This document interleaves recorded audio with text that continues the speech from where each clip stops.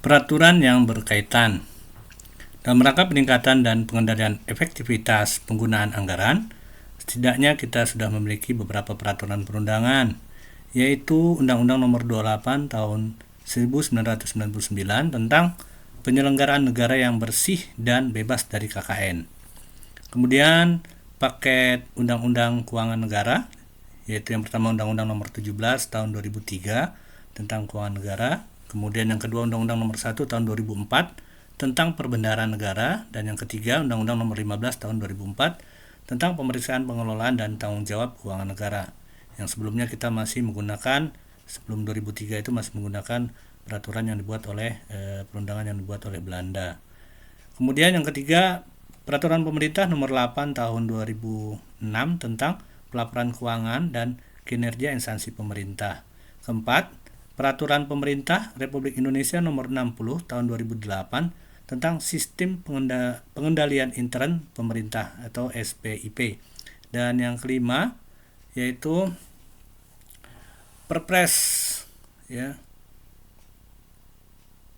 Nomor 29 Tahun 2014 tentang Sistem Akuntabilitas Kinerja Instansi Pemerintah atau yang disebut dengan SAKIP ya. Peraturan perundang-undangan tersebut mengamanatkan bahwa setiap penggunaan uang negara harus dapat dipertanggungjawabkan hasilnya kepada masyarakat dan digunakan secara efisien dan efektif. Untuk dapat mengukur hasil atau manfaat yang akan dipertanggungjawabkan kepada masyarakat, maka setiap instansi pemerintah juga dituntut untuk memiliki ukuran keberhasilan dan target yang jelas sampai level kegiatan.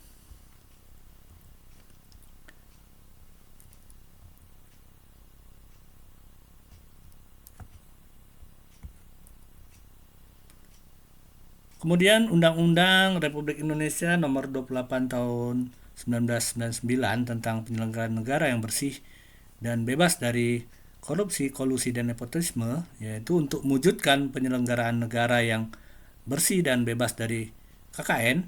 Dalam undang-undang ini ditetapkan asas-asas umum penyelenggaraan negara yang meliputi asas kepastian hukum, kemudian asas tertib penyelenggaraan negara, kemudian asas kepentingan umum, asas keterbukaan, asas proporsionalitas, asas profesionalitas, dan asas akuntabilitas. Asas akuntabilitas seperti tadi yang sudah diungkapkan di awal ya, bahwa asas yang menentukan bahwa setiap kegiatan dan hasil akhir dari kegiatan penyelenggara negara harus dapat dipertanggungjawabkan kepada masyarakat atau rakyat sebagai pemegang kedaulatan tertinggi negara sesuai dengan ketentuan peraturan perundang-undangan yang berlaku. Kemudian Undang-Undang Republik Indonesia Nomor 17 Tahun 2003 tentang Keuangan Negara. Pertama, pelaksanaan pekerjaan dan atau kegiatan merupakan ruang lingkup keuangan negara. Pengertian dan ruang lingkup keuangan negara adalah pendekatan yang digunakan dalam merumuskan keuangan negara. Adalah dari sisi objek, subjek, proses, dan tujuan. Dari sisi objek, yang dimaksud dengan keuangan negara meliputi semua hak dan kewajiban negara yang dapat dinilai dengan uang, termasuk kebijakan dan kegiatan dalam bidang fiskal, moneter, dan pengelolaan kekayaan negara yang dipisahkan, serta segala sesuatu baik berupa uang maupun berupa barang yang dapat dijadikan milik negara berhubung dengan pelaksanaan hak dan kewajiban tersebut. Dari sisi subjek, yang dimaksud dengan keuangan negara meliputi seluruh objek sebagaimana tersebut di atas yang dimiliki negara dan atau dikuasai oleh pemerintah pusat, pemerintah daerah, perusahaan negara atau daerah, dan badan lain yang ada kaitannya dengan keuangan negara. Dari sisi proses, keuangan negara mencakup seluruh rangkaian kegiatan yang berkaitan dengan pengelolaan objek sebagaimana tersebut di atas, mulai dari perumusan kebijakan dan pengambilan keputusan sampai dengan pertanggungjawaban. Dari sisi tujuan, keuangan negara meliputi seluruh kebijakan, kegiatan yang berhubungan hukum yang berkaitan dengan pemilikan dan atau penguasaan objek sebagaimana tersebut di atas dalam rangka penyelenggaraan pemerintahan negara. Kewajiban untuk mengganti kerugian keuangan negara oleh para pengelola keuangan negara. Kemudian pertanggungjawaban pengelolaan keuangan negara. Salah satu upaya konkret untuk mewujudkan transparansi dan akuntabilitas pengelolaan keuangan negara adalah penyampaian laporan pertanggungjawaban keuangan pemerintah yang memenuhi prinsip-prinsip tepat waktu dan disusun dengan mengikuti standar akuntansi pemerintah yang telah diterima secara umum. Dalam undang-undang ini ditetapkan bahwa laporan pertanggungjawaban pelaksanaan APBN atau APBD disampaikan berupa laporan keuangan yang setidaknya terdiri dari laporan realisasi anggaran atau LRA, kemudian neraca, laporan arus kas, dan catatan atas laporan keuangan (CALK) yang disusun sesuai dengan standar akuntansi pemerintah. Laporan keuangan pemerintah pusat yang telah diperiksa oleh Badan Pemeriksa Keuangan atau BPK harus disampaikan kepada DPR selambat-lambatnya 6 bulan setelah berakhirnya tahun anggaran yang bersangkutan. Demikian pula laporan keuangan pemerintah daerah yang telah diperiksa oleh BPK harus disampaikan kepada DPR selambat-lambatnya 6 bulan setelah berakhirnya tahun anggaran yang bersangkutan.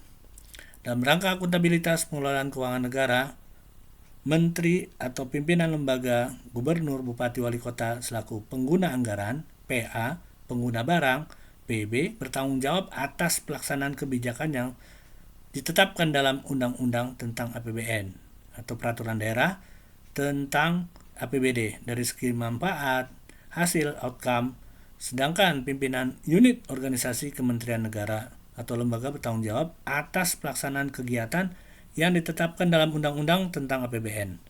Demikian pula Kepala Satuan Kerja Perangkat Daerah bertanggung jawab atas pelaksanaan kegiatan yang ditetapkan dalam Peraturan Daerah tentang APBD dari segi barang dan atau jasa yang disediakan atau output. Sebagai konsekuensinya dalam undang-undang ini diatur sanksi yang berlaku bagi menteri, pimpinan lembaga, gubernur, bupati, wali kota serta pimpinan unit organisasi Kementerian Negara atau lembaga atau satuan kerja perangkat daerah yang terbukti melakukan penyimpangan kebijakan atau kegiatan yang telah ditetapkan dalam Undang-Undang tentang APBN atau Peraturan Daerah tentang APBD. Ketentuan sanksi tersebut dimaksudkan sebagai upaya preventif dan represif serta berfungsi sebagai jaminan atas ditaatinya Undang-Undang tentang APBN atau Peraturan Daerah tentang APBD yang bersangkutan. Selain itu juga perlu ditegaskan prinsip yang berlaku universal bahwa barang siapa yang diberi wewenang untuk menerima, menyimpan dan membayar atau menyerahkan uang, surat berharga atau barang milik negara, bertanggung jawab secara pribadi atas semua kekurangan yang terjadi dalam pengurusannya. Kewajiban untuk mengganti kerugian keuangan negara oleh para pengelola keuangan negara dimaksud merupakan unsur pengendalian intern yang andal.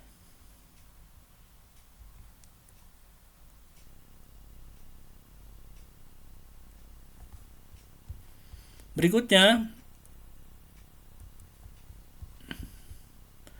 Undang-Undang Republik Indonesia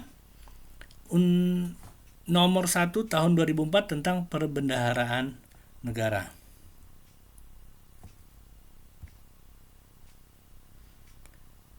Pejabat yang menandatangani dan atau mengesahkan dokumen yang berkaitan dengan surat bukti yang menjadi dasar pengeluaran atas beban APBN atau APBD bertanggung jawab atas kebenaran material dan akibat yang timbul dari penggunaan surat bukti dimaksud. Keterangannya yaitu pengguna anggaran atau PA ataupun kuasa pengguna anggaran atau KPA berhak untuk menguji, membebankan pada mata anggaran yang telah disediakan dan memerintahkan pembayaran tagihan-tagihan atas beban APBN atau APBD. Untuk melakukan ketentuan tersebut pada ayat 1, pengguna anggaran atau kuasa pengguna anggaran PA atau KPA berwenang. Pertama, menguji kebenaran material surat-surat bukti mengenai hak pihak penagih. B. Meneliti kebenaran dokumen yang menjadi persyaratan kelengkapan sehubungan dengan ikatan perjanjian pengadaan barang atau jasa. Kemudian C. Meneliti tersedianya dana yang bersangkutan. Dan D. Membebankan pengeluaran sesuai dengan mata anggaran pengeluaran yang bersangkutan. Dan E. Memerintahkan pembayaran atas beban APBN atau BBD. Pejabat yang menandatangani atau mengesahkan dokumen yang berkaitan dengan surat bukti menjadi dasar pengeluaran atas beban APBN atau BBD, bertanggung jawab atas kebenaran material dan akibat yang timbul dari penggunaan surat bukti dimaksud. Kemudian undang-undang berikutnya adalah nomor 15 tahun 2004 tentang pemeriksaan pengelolaan dan tanggung jawab keuangan negara. Pemeriksaan kinerja adalah pemeriksaan atas aspek ekonomi dan efisiensi, serta pemeriksaan atas aspek efektivitas yang lazim dilakukan bagi kepentingan manajemen oleh aparat pengawasan intern pemerintah. Pasal 23E Undang-Undang Dasar Negara Republik Indonesia tahun 1945 mengamanatkan Badan Pemeriksa Keuangan (BPK) untuk melaksanakan pemeriksaan kinerja pengelolaan keuangan negara. Tujuan pemeriksaan ini adalah untuk mengidentifikasikan hal-hal yang perlu menjadi perhatian lembaga perwakilan. Adapun untuk pemerintah, pemeriksaan kinerja dimaksudkan agar kegiatan yang dibiayai dengan keuangan negara atau daerah diselenggarakan secara ekonomis dan efisien serta memenuhi sasarannya secara efektif. Berikutnya adalah Peraturan Pemerintah Republik Indonesia Nomor 8 Tahun 2006 tentang pelaporan keuangan dan kinerja instansi pemerintah. Dalam rangka pertanggungjawaban pelaksanaan APBN atau APBD, setiap entitas pelaporan wajib menyusun dan menyajikan laporan keuangan dan laporan kinerja. Ya, dari pasal 2. Kemudian, laporan kinerja sebagaimana berisi ringkasan tentang keluaran dari masing-masing kegiatan dan hasil yang dicapai dari masing-masing program sebagaimana ditetapkan dalam dokumen pelaksanaan APBN atau APBD di pasal 17. Berikutnya adalah Peraturan Pemerintah Republik Indonesia Nomor 60 Tahun 2008 tentang Sistem Pengendalian Intern Pemerintah atau SPIP. Sistem pengendalian intern adalah proses yang integral pada tindakan dan kegiatan yang dilakukan secara terus-menerus oleh pimpinan dan seluruh pegawai untuk memberikan keyakinan memadai atas tercapainya tujuan organisasi melalui kegiatan yang efektif dan efisien. Keandalan pelaporan keuangan, pengamanan aset negara, dan ketaatan terhadap peraturan perundang-undangan di pasal 1. Untuk mencapai pengelolaan keuangan negara yang efektif, efisien, transparan, dan akuntabel, Menteri Pimpinan Lembaga, Gubernur, dan Bupati Wali Kota wajib melakukan pengendalian atas penyelenggaraan kegiatan pemerintahan di pasal 2-nya. Kemudian, pasal 35 ayat 1, pimpinan instansi pemerintah wajib menetapkan dan mereview indikator dan ukuran kinerja sebagaimana dimaksud dalam pasal 18 ayat 3 huruf E.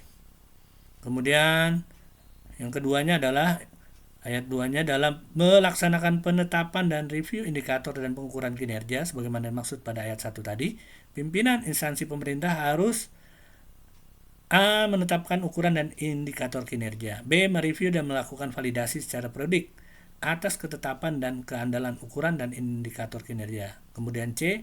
Mengevaluasi faktor penilaian pengukuran kinerja.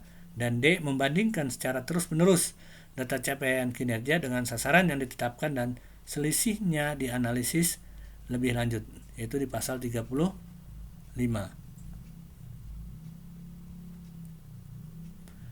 Kemudian berikutnya adalah Peraturan Presiden Republik Indonesia Nomor 29 Tahun 2014 tentang Sistem Akuntabilitas Kinerja Instansi Pemerintah atau SAKIP.